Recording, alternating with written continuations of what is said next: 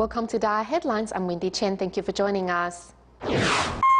Coming up in today's show, to help flood victims in the Philippines to return to normalcy, Tzu Chi is providing work relief program to another 4,000 residents.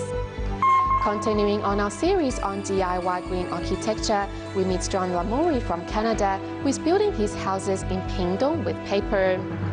And in today's regular look at Taiwan sunsets trades, we go to Changhua to learn about the rise and fall of the red bricks kiln industry. On August 12, Philippines Tzu Chi volunteers went to the municipality of Rodriguez in Rizal province to conduct a disaster survey.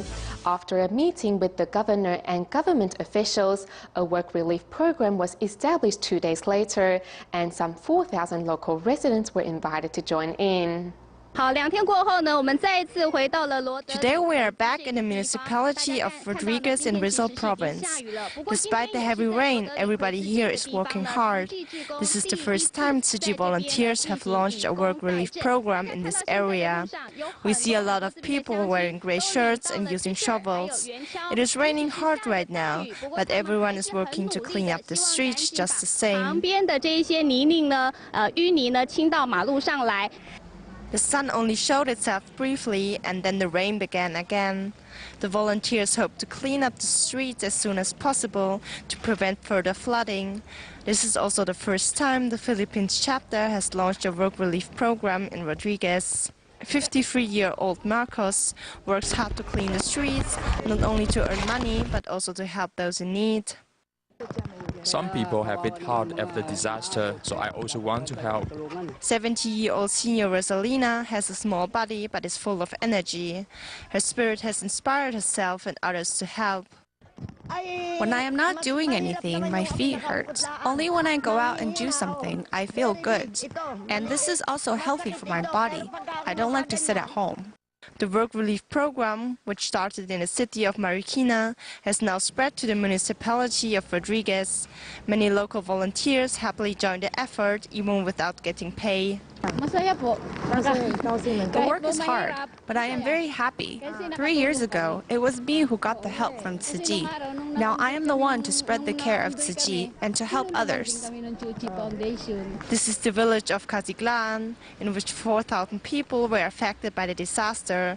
Early in the morning, Tzu Chi volunteers prepared t-shirts and shovels. The governor of Rizal province was also on site. Even though the Tzu Chi volunteers have their work to do and families at home, they still leave everything behind to come to help. Although the first day was in chaos, now with the establishment of the work relief program, the government is sending out machinery to carry the mud, and with the help of Tzu Chi volunteers, the cleanup will be done faster and smoother. The heavy rainfall at the end of July in Myanmar has caused serious flooding in the Bago region, which is situated northeast of Yangon. As houses and farmlands were submerged underwater, Bago's residents were forced to evacuate to higher grounds, and they are faced with food shortages as travel is limited to rafts. After the recent heavy rainfall that flooded the farm fields and houses, local residents at Bago region can only travel around using a boat. Bago region is situated in the northeast of Yangon city with a high population density. The water level of the river has been rising for the past 10 days and almost set off the alarm. Residents living in lowland have been forced out of their homes, some to friends, relatives. The local temple are also accommodating maximum number of victims.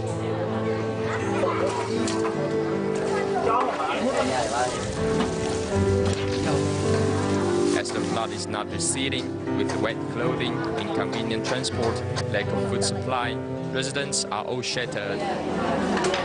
Tzu Chi volunteers arrive on scene not only to conduct a disaster assessment, but also provide victims with much needed emotional support.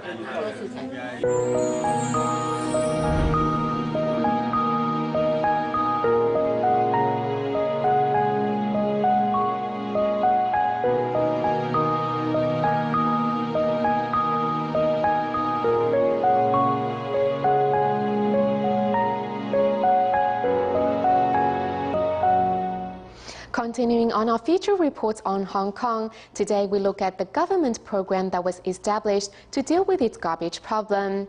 In 2011, the government set up the Kowloon Bay Material Transfer Centre, or MTC, to collect recyclables from different communities and educate the public on the importance of recycling.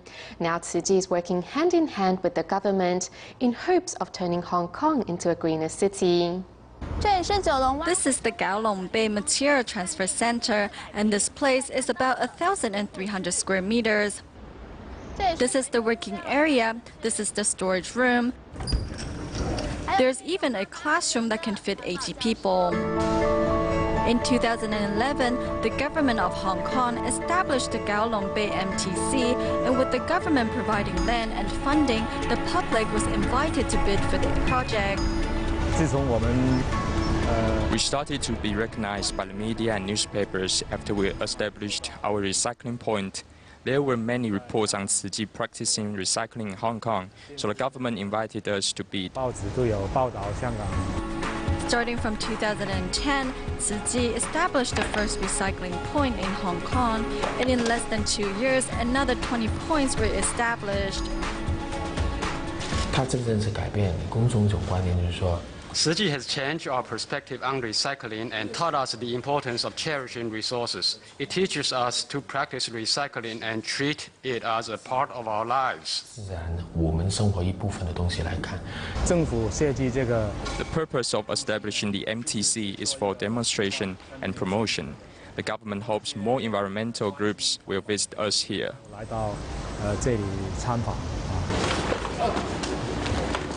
Another mission of the center is to collect recyclables from different communities, and after sorting and flattening the materials into stacks, the recyclables are then transported to the eco park. Tzu Chi volunteers always take out the lid and clean the plastic bottles. That's very good. Other recyclables, we only need to scratch them and do a little bit of sorting, and that's it.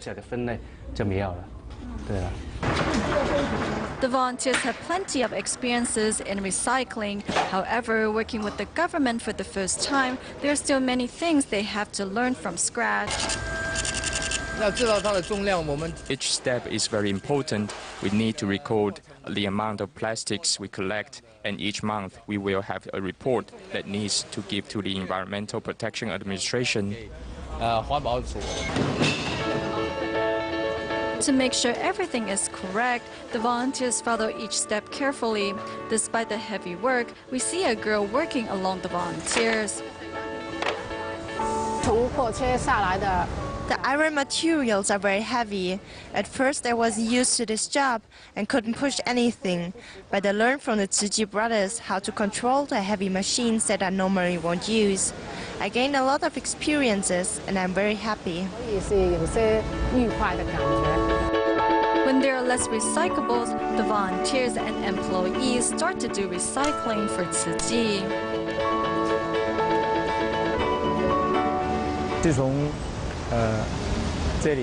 Since the establishment of the center, we can transport the recyclables from Tzu Chi, Hong Kong chapter, straight to here. It is very inconvenient for us. The Kowloon Bay Material Transfer Center is like the recycling headquarters of Tzu Chi in Hong Kong. With government and Tzu Chi working together, Hong Kong will be a greener place. Next, we meet a volunteer at the Kowloon Bay Material Transfer Centre who lived a dissipated life when he was young. After meeting Tzu Chi, Li Jingwei finally found inner peace, and his family no longer lives in uncertainty. Li Jingwei of Hong Kong entered society at the age of 12. He once belonged to a gang and raced scooters. Now, at the age of 60, he still drives a mean forklift.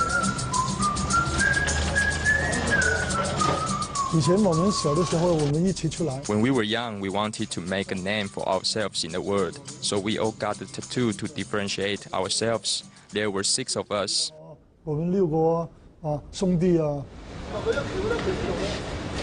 From gangster to entrepreneur, Li Jingwei's insecurity was evident in the way he talked. I'll speak in a boisterous tone because you are working for me. I'm the boss, and so my voice is loud. Needing constant respect from others, in 2004, Li Jingwei was surprised to see how people facing those deceased from the Indian Ocean tsunami still remained humble. I was curious about what kind of an organization it was. The first time I went to Tzu Chi's office, I stood outside, but there was no one there. The second and the third was the same. Afterwards, when I came home, I thought about it and told my wife, no, I'm going inside tomorrow no matter what. For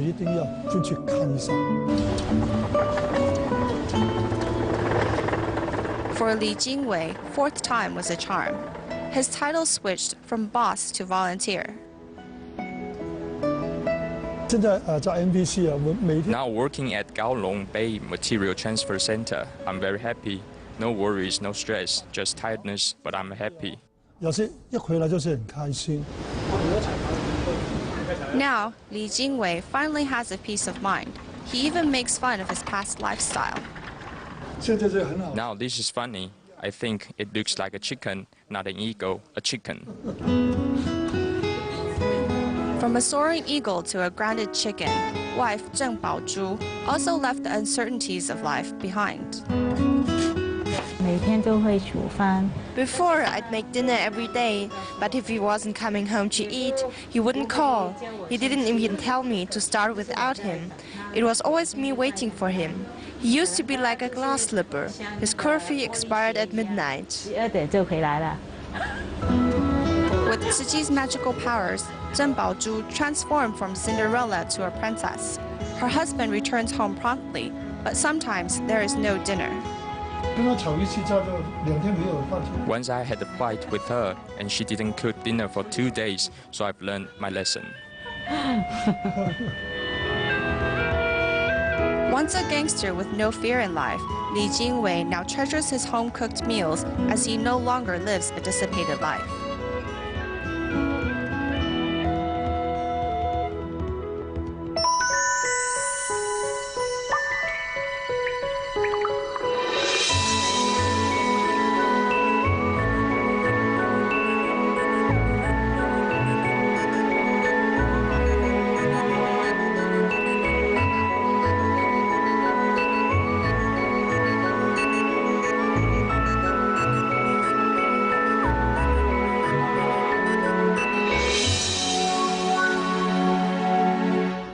In our continuing series on DIY eco-friendly homes, we now travel south to Taiwan's Pingdong to take a look at the house of one Canadian, John Lamoury, who has built his house almost entirely out of recycled materials and cast-offs. Another intriguing feature of the house is that the walls and foundations are all made with a mixture of concrete and used newspaper pulp. Let's now take a look at how John is building his house one cast-off at a time. Take a guess at what these newspapers are going to be used for. It is not what you might imagine. They are in fact going to be used to build a house. Who would think that, you can have 1,000 kg of newspaper and make a house? John Lamoury from Canada is married to a local Taiwanese. A skilled carpenter and mason, John was willing to share with us his secrets to making a house out of newspaper.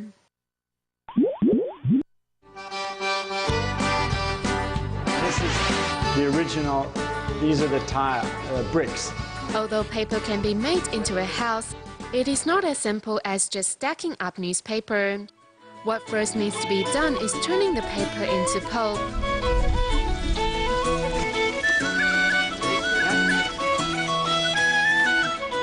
Concrete is mixed with the paper in a 1-to-1 ratio. So, plug me in.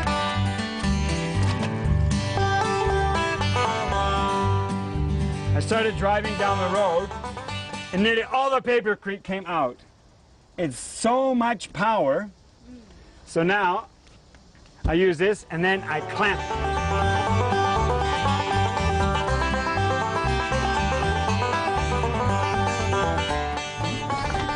Good mix.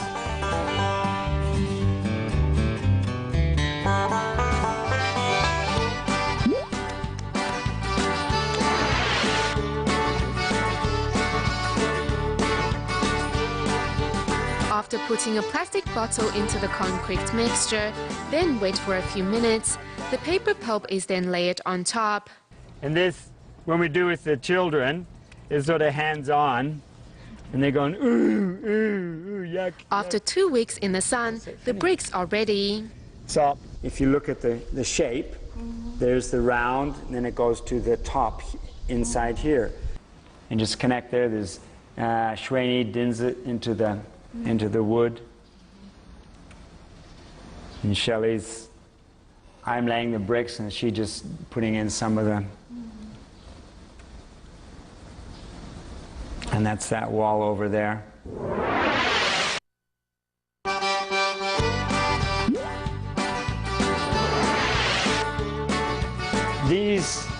These bottles are antique Japanese, and some had sake in them, and some had soy sauce.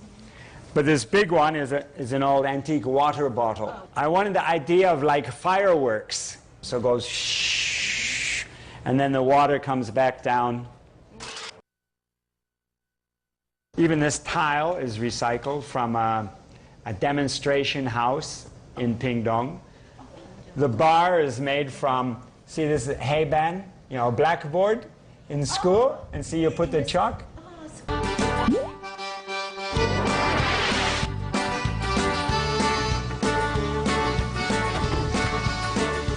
And this is made from recycled kwai mu, but I didn't have any kwai mu long enough to make the door in one piece. But I had to make a door, so I took this window and I made the door around the window. And then it's latched. It's good, keep the dog out or children in or the dog in. And then still close. And then it's like a normal door.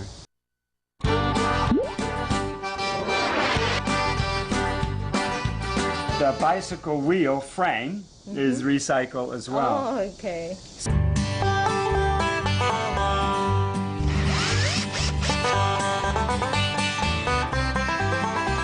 John Lamori says that, except for waterproof paint and a few other items he was unable to find, the rest of the materials in his house are all items he recycled or found. Despite the reliance on recycled materials, John's paper house was strong enough to get through Typhoon Morakot without a problem, showing that using recycled materials or cast-offs in construction doesn't mean lower quality, just lower cost. In the 1960s, Taiwan's construction industry was flourishing, and the main material used to build houses was red bricks. At that time, Zhanghua's Chaotou village was known as the hometown of red bricks. However, with the passing of time, there are only 5 red brick kilns left in the village. Among them, Zhang family's kiln is a century old.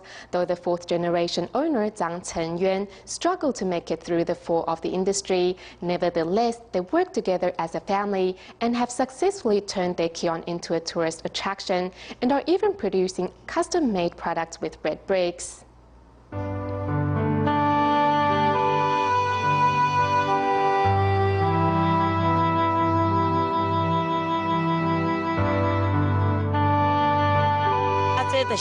This is the fire furnace used for the brick kiln.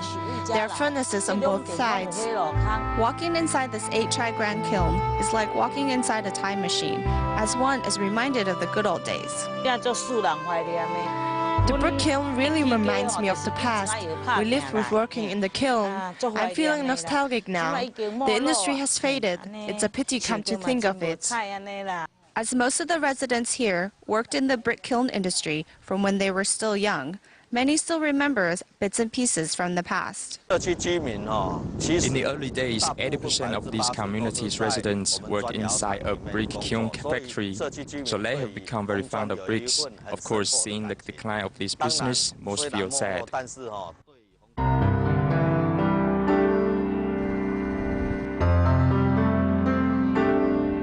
Zhanghua's Chaotou village is known as the hometown of red bricks. However, as the need for concrete grows, the making of red bricks has now become a sunset trade. This is the traditional tunnel kiln, which is 120 meters in length. In its heyday, the tunnel was able to produce over 200,000 pieces of bricks a day. Today, it is no longer used to produce bricks, but is now a tourist attraction.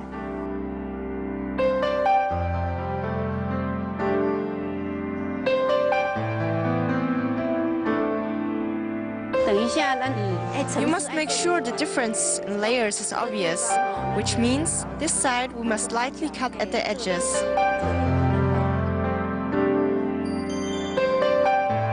To preserve the tradition, the remaining red brick kilns in the village have not only turned themselves into a tourist attraction, but also have started designing different products.